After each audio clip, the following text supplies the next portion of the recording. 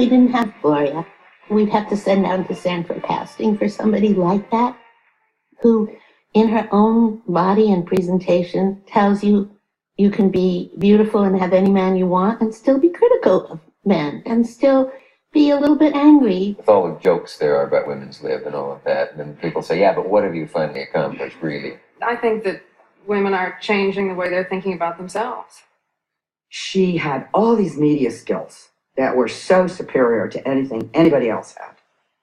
Plus, she's drop dead gorgeous. She transformed the movement. All of a sudden, we had a face, and it wasn't an angry face. Gloria Steinem grew up in Toledo, Ohio. Her mother had given up a career as a journalist to support her husband's ambitions. Steinem watched her spiral into depression. I can't even emphasize what it's like. It's like giving up being a person. It's giving up your interests. It's giving up what makes you unique. It's giving up what gives you joy, what you love to do, and become an addendum, a mother of, a wife of. As a girl, Steinem saw little hope of avoiding the same fate. The only place I saw female human beings who were doing something different was in the movies. So I took tap dancing lessons and dancing lessons, and I entered contests. Other than that, my ambitions were getting out of Toledo and marrying somebody who had a life I wanted, because I didn't think that I could create a life myself. Steinem arrived in New York in the early 60s, hoping to forge her own career in journalism. But she found herself stymied at nearly every turn. I got a few assignments. The New York Times assigned me to write about how to put up with an English man. The low point of my life was writing an entire Sunday magazine article about textured stockings for the New York Times. I tried to write about Mayor Lindsay. They gave me his wife to write about.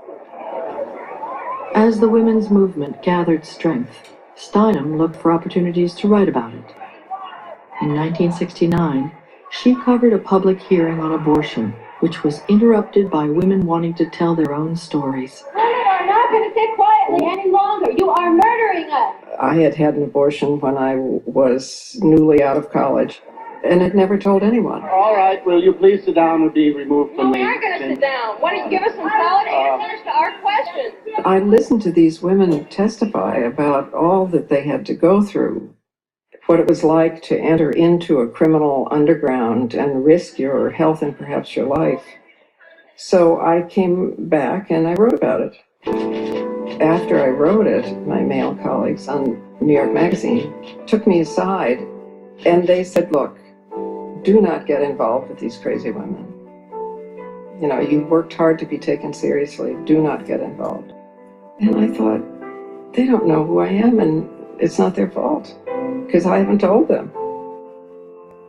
Awakened to her own deep anger, Steinem began to speak out in public herself. 2 or 3 years ago, I wouldn't have had the courage to speak before this audience.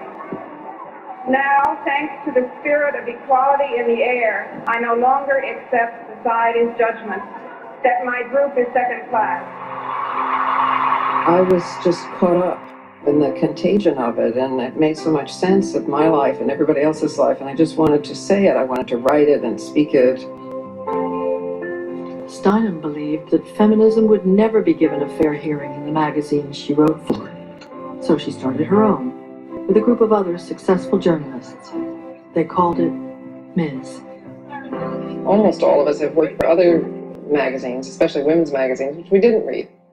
They simply didn't say what are the truths of women's lives.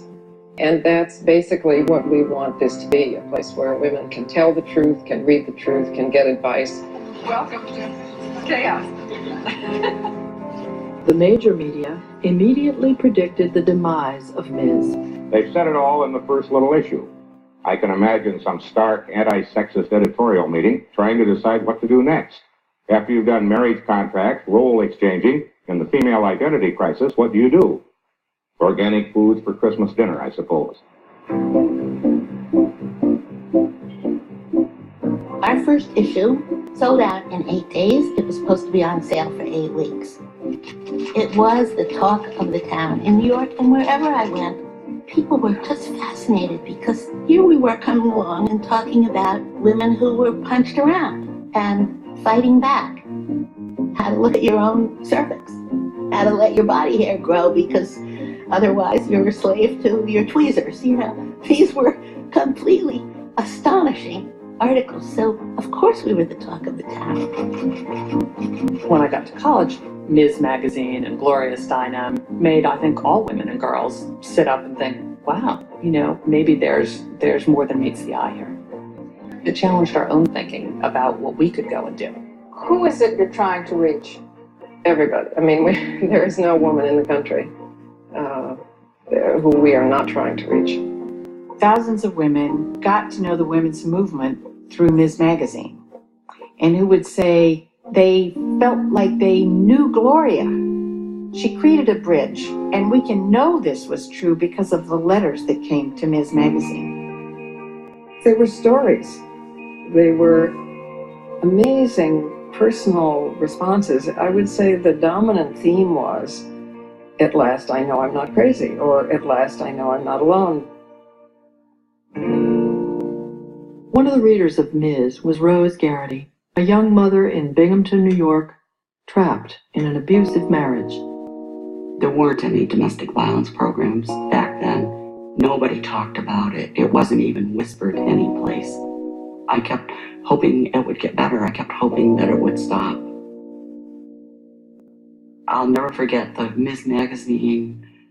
It was the first I'd ever heard it mentioned anyplace besides in my own home, and start to have an awareness that this is going on with other people, and it's not so much about me or us, but that it's a bigger issue. Risking the wrath of her husband, Rose smuggled copies of Ms. and other feminist publications into an old blanket chest in her home. If I thought I was going to be alone for an hour, I would slip it out of the blanket chest and read it for a while.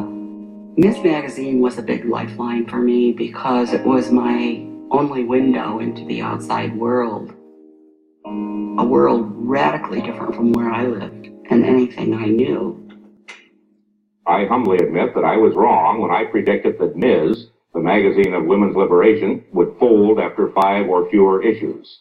Issue 7 is now in the stands. Ms. has every right to feel proud.